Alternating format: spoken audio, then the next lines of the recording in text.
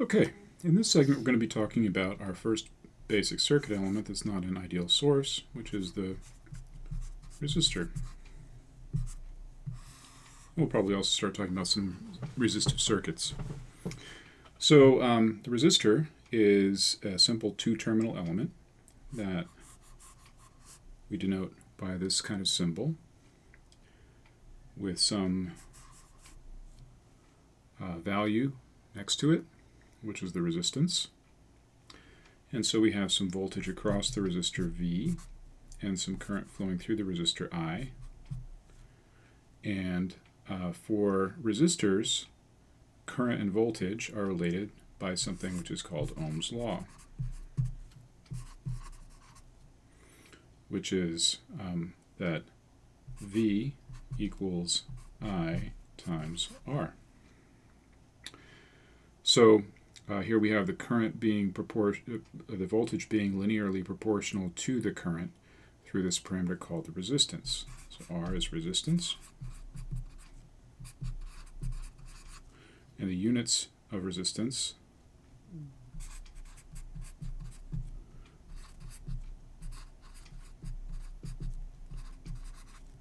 is the ohm.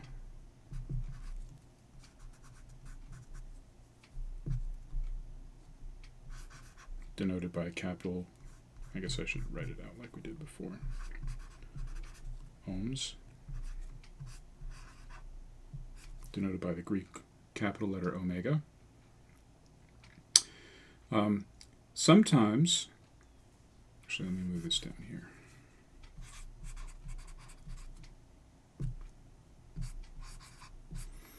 Sometimes it will be convenient to work with something called conductance.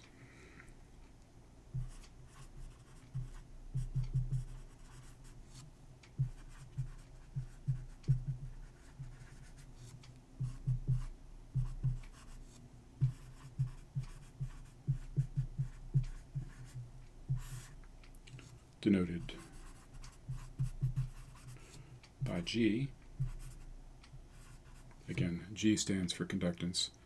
Again, this is a matter of having just a finite number of letters and having C used for capacitance and for coulombs and things like that. So conductance is denoted by G, where G is equal to 1 over R. It's the reciprocal of resistance. And so Ohm's law in terms of conductance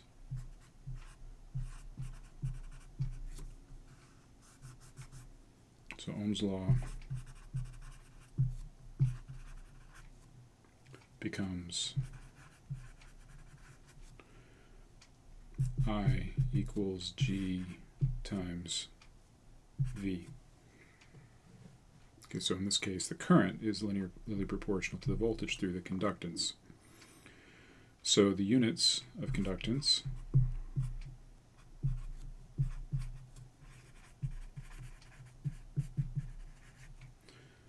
are mhos, which is denoted by an upside down Greek letter omega. Now, the units of conductance are also sometimes called Siemens, which is denoted by capital S. And this is EE. This is electrical engineering. Typically you'll find the use of mhos, and this is typically physics. So since we're studying electrical engineering this semester, we'll be using mhos when that's appropriate. So 1 ohm over here is 1 volt per amp. Yep. And here 1 mho is 1 amp per volt. Okay, so if we were to make an IV plot for a resistor,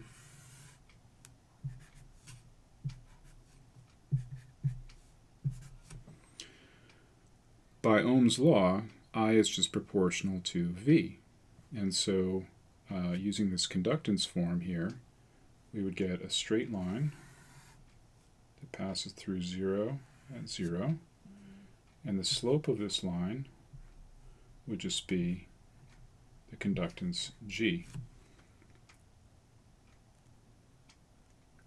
So that's what the IV plot of a resistor looks like. Now, there are a couple of degenerate cases that I'd like to talk about. So you can imagine as the conductance gets higher and higher, so the slope gets higher and higher, you would approach a vertical line, and as the slope gets shallower and shallower, you would approach a horizontal line. So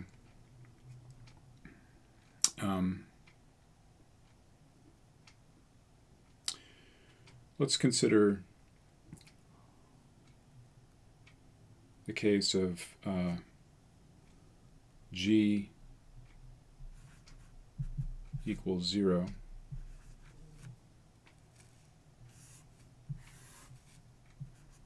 Well, 0 slope would be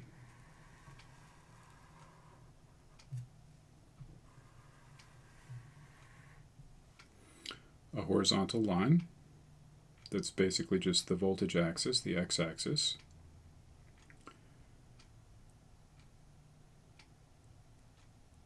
So have we met a source of some kind, or another device that has a horizontal, whose IV plot is a horizontal line? Well, that would be a current source of 0 amps. Right? So if we were to have a current source whose source value happened to be 0 amps, that would give us a horizontal line at 0. So we basically have that a resistor whose conductance is 0, which would be G equals 0, let's say, or R equals infinity, which is sometimes called an open circuit, which we denote sometimes by this pair of terminals that are just with a gap between them.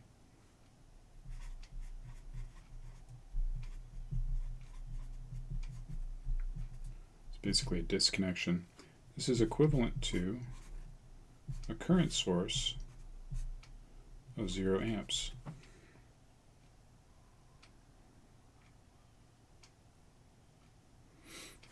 Okay? So the other case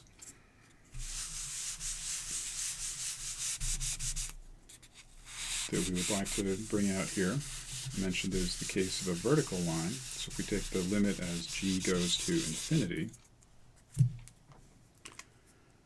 so the other case would be G goes to infinity.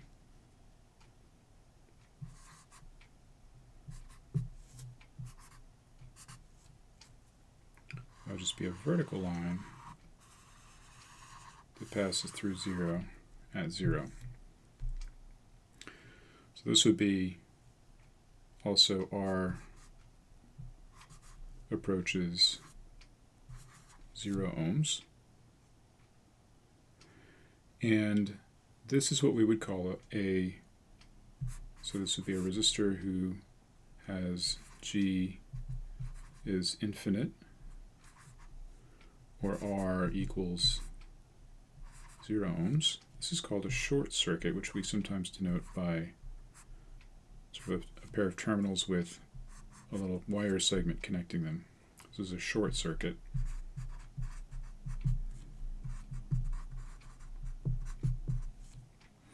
And this is going to be equivalent to another device that we saw before that has a vertical IV plot. Okay, and that is an ideal voltage source of 0 volts.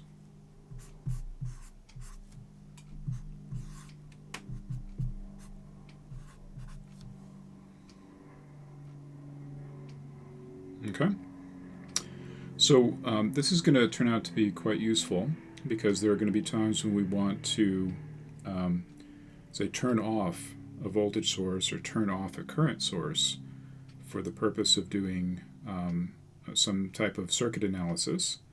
And when we turn a voltage source off, set its value to 0 volts, or turn a current source off by setting its current value to 0 amps rather, that will be equivalent to basically replacing that voltage source with a short circuit, or replacing that current source with an open circuit.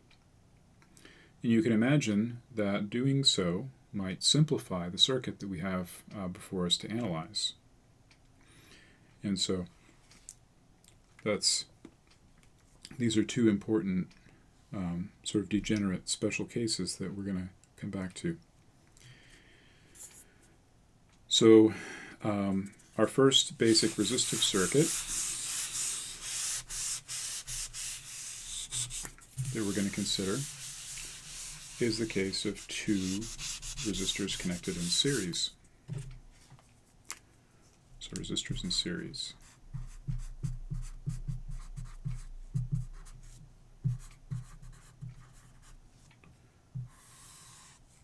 So in this case we have two resistors that share a single node in common. So we'll call this one R1, call this one R2. And we've got some voltage that we're applying, let's say, across the two. Call that Vn. And there's some current that's going to flow out of the voltage source into the top of resistor R1. And our goal is going to be to figure out what is the relationship between IN, say what is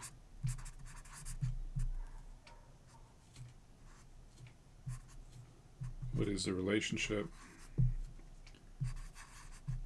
between IN and Vn? That's the question we'd like to ask. And so we're going to define some voltages and currents here. So we can say that the voltage across R1 maybe is V1. The voltage across R2 is V2. And there'll be some current flowing through R1, which is I1, and some current that's flowing through R2, which is I2.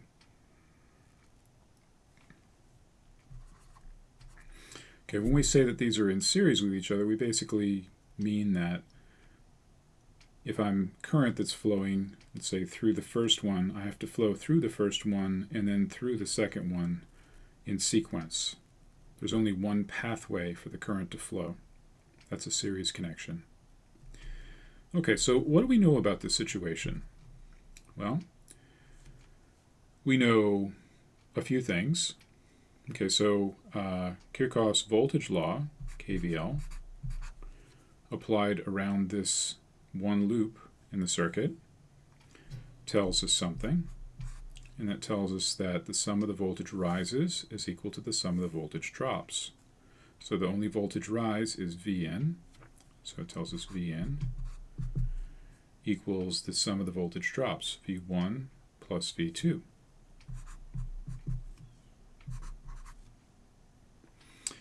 Okay, Kirchhoff's current law we can apply in a couple of different places here. We can apply it here at this top node between the voltage source and R1. So KCL tells us that I in is equal to I1. If we apply KCL at this middle node here between the two resistors, it tells us that I1 is equal to I2. We could also apply it down here at this bottom node, and that would tell us, since IN also flows through VN this way, it tells us I2 is equal to IN, but that is already contained in this chain of equalities here. We also know Ohm's law. And for each of the two resistors, it tells us something about I and V and how they're related.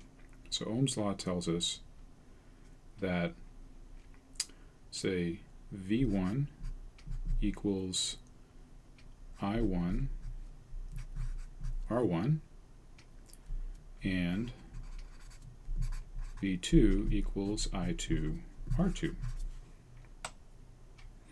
Okay, now we can also substitute in, if you like, I in for I1 and I2 here, and rewrite this as I in R1 and I in R2.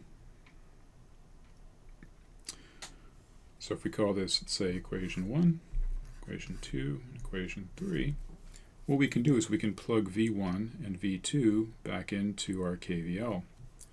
So if we take 2 and 3 and substitute them into 1, we get that Vn is equal to In times R1 plus In times R2. We can, of course, factor out the common In here. Get In times R1 plus R2. And here we have this very interesting situation where we have a voltage V, Vn, is equal to the current In times a resistance. And so this is called the equivalent resistance, Req, and it's just given by the sum of the two resistors. So you've probably seen this before, but if we have two resistors connected in series with each other, they behave in the same exact way as if it were a single resistor whose value is given by the sum of the two resistors. So we say that resistors connected in series combine to form a single equivalent resistance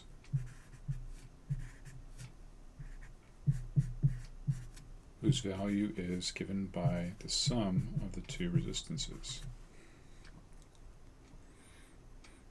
Okay, so it's easy to see that this also generalizes, because if we had, let's say we had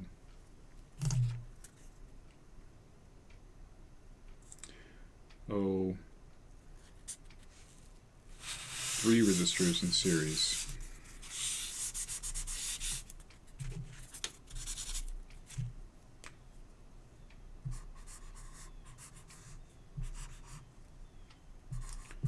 R1, R2, and R3. Well, we could, if you like, consider these two resistors here and collapse those into a single equivalent resistance whose value is given by R1 plus R2, and that would be in series with our R3. Well, now we reduced our three resistors in series to two resistors in series, and we can then apply this same transformation a second time to reduce this into a single resistance whose value is, like, R1 plus R2 plus R3. And of course, because multiplication is associative, we can drop the parentheses, and we just have that the equivalent, the three resistors in series is equivalent to a single resistor whose value is given by the sum of the three resistances. And of course, we could do this n-1 times and obtain an equivalence for n resistors in series as being just given by the single equivalent resistance whose value is the sum of the n resistors. Okay, that's sort of like an inductive demonstration from our 2 resistor case. Okay, so you've definitely seen this before, probably in ISIM, if not in maybe a high school physics class. But it's important to go back and remind ourselves kind of what does it mean that these equivalences hold. It basically means that we can show that for basic circuit laws like Kirchhoff's laws and the IV relationship, that the series combination obeys the same IV relationship as the original elements themselves. Okay, later on in the course you'll be doing something similar for MOS transistors, metal oxide semiconductor transistors, to show some sort of equivalence, and so it'll be good to have had this reminder of how this works and what it means to show that something like this is equivalent. Okay, so what about resistors in parallel? Okay, you've probably seen this one too.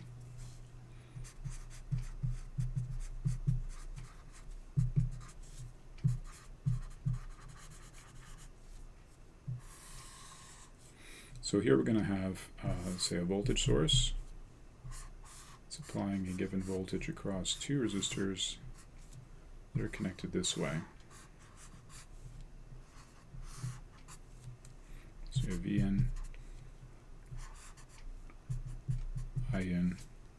We've got an R1, an R2, some voltage across R1, which is V1, some voltage across R2, which is V2, some current flowing through R1, which is I1, and some current flowing through R2, which is I2.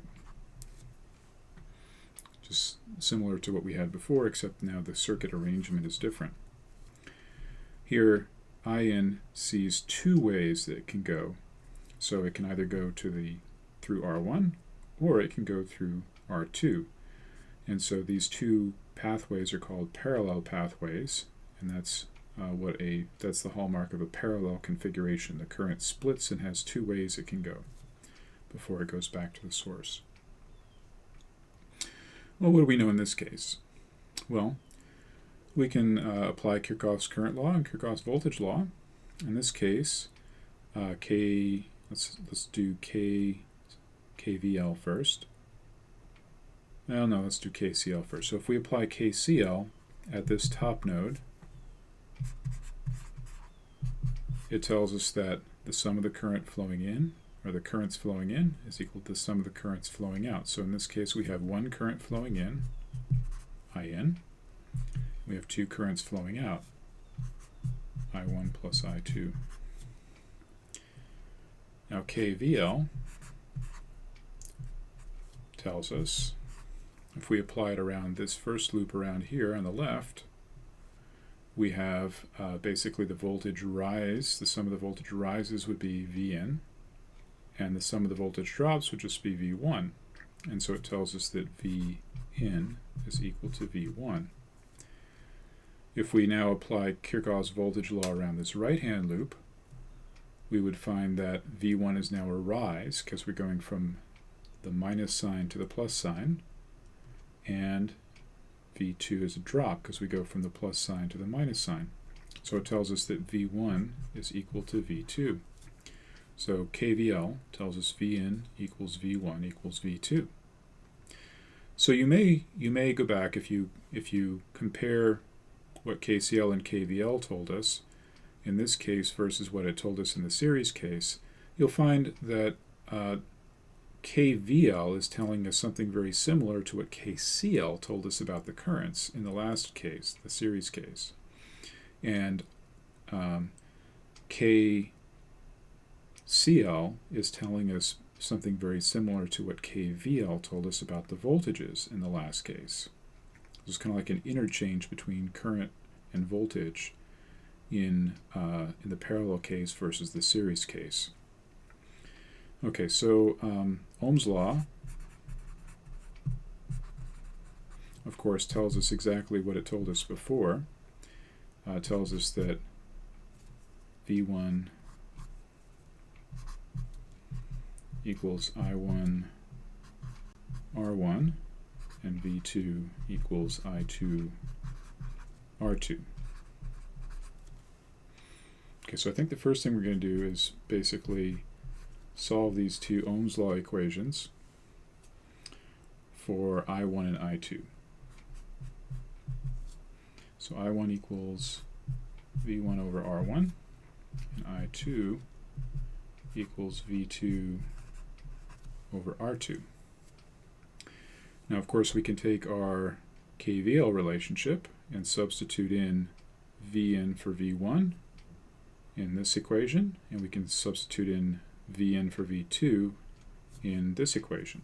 So this becomes Vn over R1. This becomes Vn over R2. And we can substitute now these into our KCL. So if we call the KCL 1, and we call this equation 2, this equation 3, take 2 and 3 and substitute them into 1, we find that In is equal to Vn over R1 plus Vn over R2. We can factor out the common Vn, and what we're left with is 1 over R1 plus 1 over R2. And now if we wanted to, we could move this thing over to the other side, and we would have that Vn is equal to In times 1 over R1 plus 1 over R2 raised to the minus 1 power. And this thing, so again we have a voltage is equal to a current times something with units of 1 over ohms, which is just ohms. So this also is a resistance, and we can call this an equivalent resistance, whose value now is not just simply the sum of the two resistances, but it's the reciprocal of the sum of the reciprocals. And this is such a common arrangement or such a common combination of resistances that in electrical engineering we typically will define a new arithmetic operator to denote this particular combination. So we would write this conventionally as Vn equals In times R1 parallel R2. So we denote this 1 over the sum of the reciprocals as by this parallel notation. Okay, so R1 parallel R2 basically just means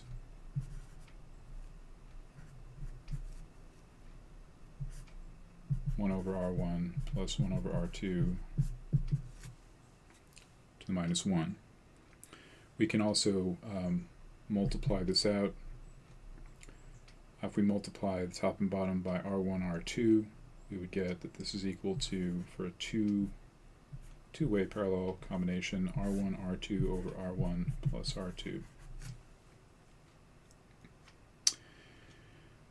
We're going to talk about this as an operator, probably in the beginning of the next segment.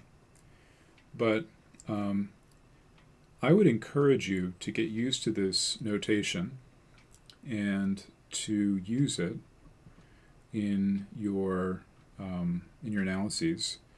And when you have to find some sort of numerical result or something like that with some actual resistor values, then sure, you can use a formula like the product over the sum or the reciprocal of the sum of the reciprocals to actually numerically evaluate the result. But it's helpful to keep these resistances grouped in this sort of parallel operator notation. Hopefully, as you'll see, why that is as we go along. But we'll talk about some of the properties of this in the next segment. But what we've shown here is basically we have two resistors connected in parallel with each other. they are equivalent to a single resistor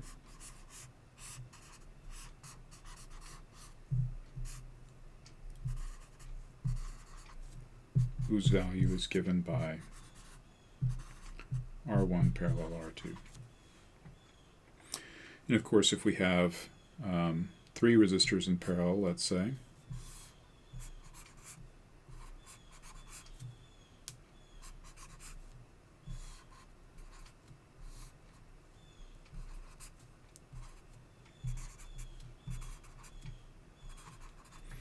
just like the case of a series combination of 3, we could actually think about taking these 2 resistors here together and applying this transformation to these 2 first, and show that this is equivalent to R1 parallel R2 in parallel with R3. And we can then apply our transformation again and show that this is equivalent to a single resistor whose value is given by R1 parallel R2 parallel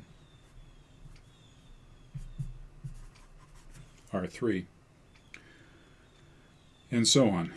So we can inductively show that the parallel combination of n resistors is equal to the n-way parallel combination of or a single resistor whose value is given by the n-way parallel combination of the resistances.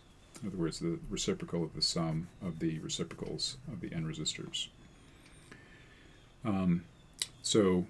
We haven't shown that the parallel operator is associative. It does turn out that it is associative, so we can drop the parentheses unambiguously. We'll talk about that next time. But that's resistors in series and parallel. So we'll see you next time.